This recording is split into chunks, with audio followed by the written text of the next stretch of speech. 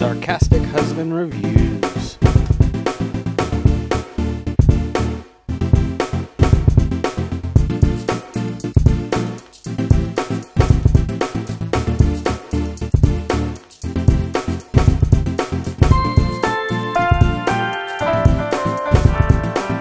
Hey guys, welcome to the Sarcastic Husband Show. Today we are doing a countdown video, the top 5 games of 2018 and the top 5 losing games of 2018 or disappointments. If your game didn't make the list, don't whine about it in the comments. Let me know politely. Alright, here we go. Number 5. So rounding out the bottom of the good games is Dragon Quest XI for the PlayStation 4 or PC. I highly recommend a good classic JRPG, and this game definitely checks all those boxes. It doesn't do a whole lot, but it does it well, and it's just structured very well. I love the graphics and the presentation. I love the storyline. I like how at the end of the game it kept going. Never have I had a game say you are at the end and then tell you, oh, by the way, you can keep playing. Especially in the Japanese RPG side of things. There's more to do after the end game. It's a good 80-90 hour game. You're definitely getting a good bang for your buck. Number 5. Oh, as with the ups are the downs. And today we were talking about the number 5 spot, which was kind of a tough choice to make, is Fallout 76. I have no idea what they were doing when they made this game. What has moments of greatness just squanders with bad level design, bad gameplay aspects, and points of the game that just don't seem to make sense. Glitches abound, which is normal for a Bethesda game, are fine, but glitches abound after 2 major beta tests and a $60 price tag, plus a microtransaction store, and what seems to be an online-only game is done acceptable. I have no idea who greenlit this and thought this was a good idea, but there's so many problems with it, from the storyline that shows glimmers of interest to just shitting on them with bad gameplay mechanics or design even. Players are few and far between because, no one plays it, and the way the setup is. The players that are there, the PvP is so broken no one plays it because you basically get hit in the back with a net till you die, and if you engage them, that means all level restrictions are off, and if they're a higher level than you, they will stomp you into the ground. You're constantly running out of item space in your inventory when you have to get all these items to do different things, such as, craft your tent, craft your camp, craft different workbenches. It's such a mind-boggling that the stash and your personal stash and your item limit all have limits when this game is encouraging you to craft, yet how can it encourage you to craft when you have limits? Oh, there's so many systems that balance each other out and don't seem to function. I haven't played it in weeks, but the last patch was even worse, that players were flying once they maxed out a certain statistic. Honest to God, the game is in a rough state, and I don't know if they'll be able to fix it. Bottom 5 spot goes to Fallout 76. Number 4. Next on the list of great games is Let's Go Pikachu, Pokemon Let's Go Pikachu for the Nintendo Switch. This game honestly caught me off guard. When I saw it trailered and demoed, I really wasn't that excited about it, but once I got my hands on the Pokeball controller and the game itself, I really fell in love with what I originally liked about the Pokemon series. It's all here. It's got great graphics. It's very stylized to the Pokemon anime. Has a decent soundtrack. All the remixes are very good. The little Pokeball controller's kind of cute and made me feel like I was walking around with an actual Pokemon in it. I really fell in love with this game. I didn't expect to, but I really did. And it's a remake, which is unusual that I go as far as to just praise it as much as I did. So I really enjoyed it. I highly recommend you pick it up. It's Pokemon Let's Go Pikachu and Eevee Edition for the Nintendo Switch. Number 4 of the bad games. So, as we have with the top, we now have the bottom. And the bottom 4 slot goes to Vampir. These are the same guys that made the wonderfully craptacular game Life is Strange. I don't know what I was expecting from this, but I was expecting more. I just, for some reason, believed a game about vampires in the older London Black Plague, flu outbreak era, but just after World War I believe, is when the game takes place, would be more interesting. This one is not. It is boring. I've never played such a boring vampire game. Generic controls, generic battle system, a more good and evil balance, killing of patients or character system that really doesn't function well because it's pointless if you do it, it's pointless if you don't do it. Really undermine what could have been a very, very good game. The potential here was huge, and they squandered it. Minor technical glitches here and there just wasn't anything interesting. I had no desire to even get past the first few chapters of the game because I really didn't care whether or not how this guy turned into a vampire, nor did I care what his overall goal at the end of the game was. There's some Mass Effect type interrogation sequences, and they're there and they work fine, but it's just so drow and drab, and people just don't care. It's almost like the game developer didn't even care. Or the characters, they were like, yeah, we're here, but we don't really want to be here, so, here we are. Number 4 spot, Vampir for the Xbox One, PC, and PlayStation 4. Number 3.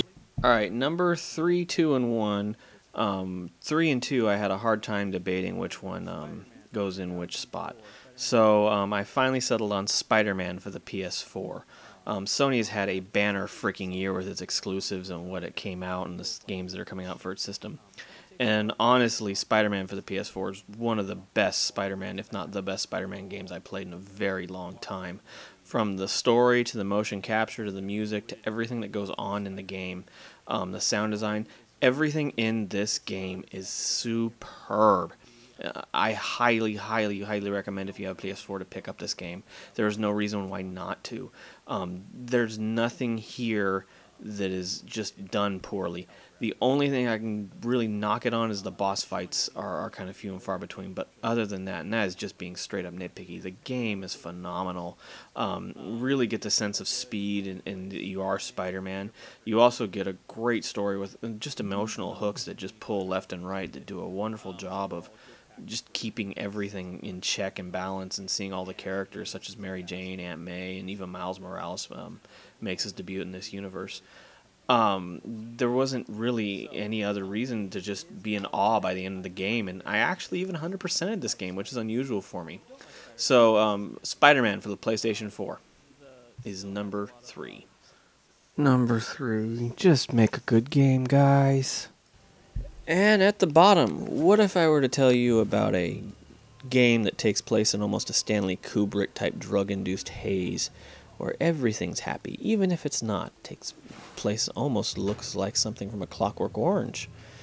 Well, if you would say cool, I would show you a Kickstarter that passed its goals, went into early access, and shat out this craptacular game. We the Happy Few has so many issues technically, it's amazing it got out of early access.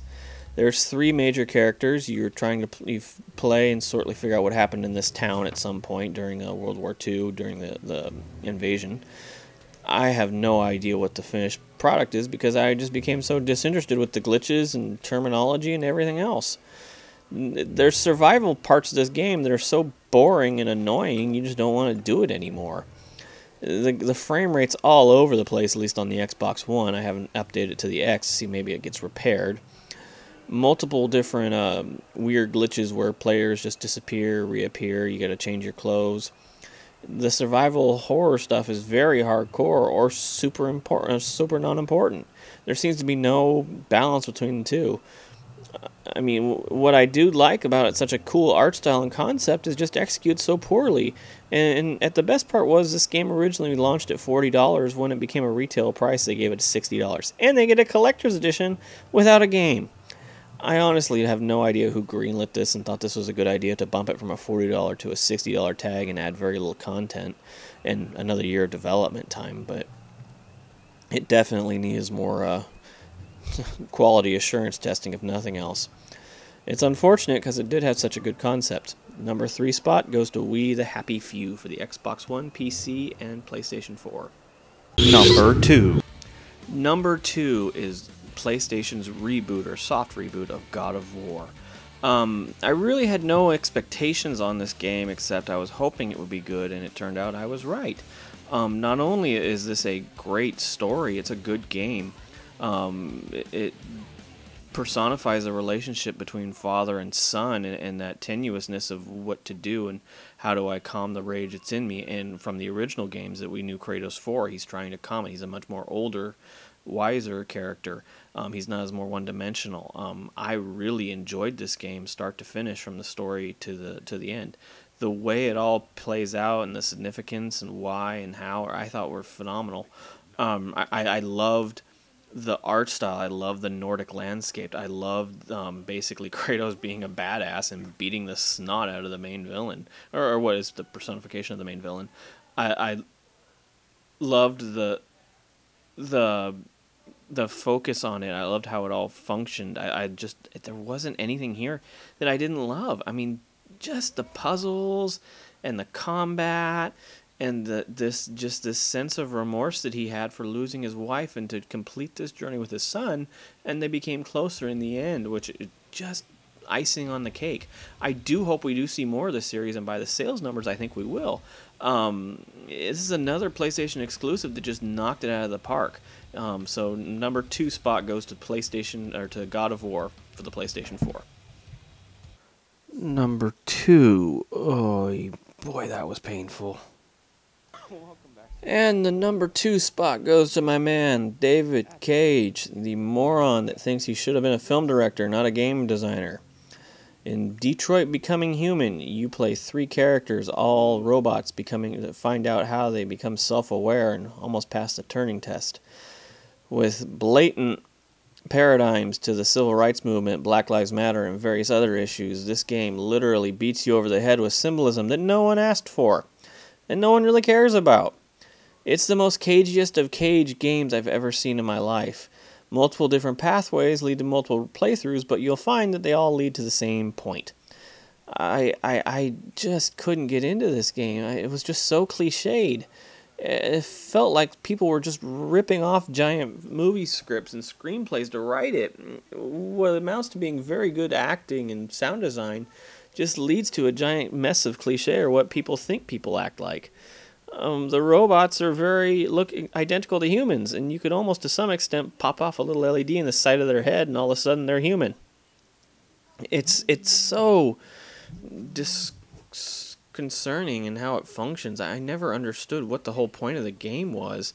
They were trying to basically make slave and segregation jokes here and there, and eventually moved on, but it was just such a... just nothing. Yeah, I don't understand. Such a bizarre game. But it's the most David Cagey game of them all, and it does have the best, I will say, best graphics engine of the Beyond Two Souls games. So there's that going for it. Anyways, the number 2 spot goes to Detroit Becoming Human. Number 1. And the top spot, the number 1 spot, goes to no one's surprise, Red Dead Redemption 2. There's just a perfect game. I can't even...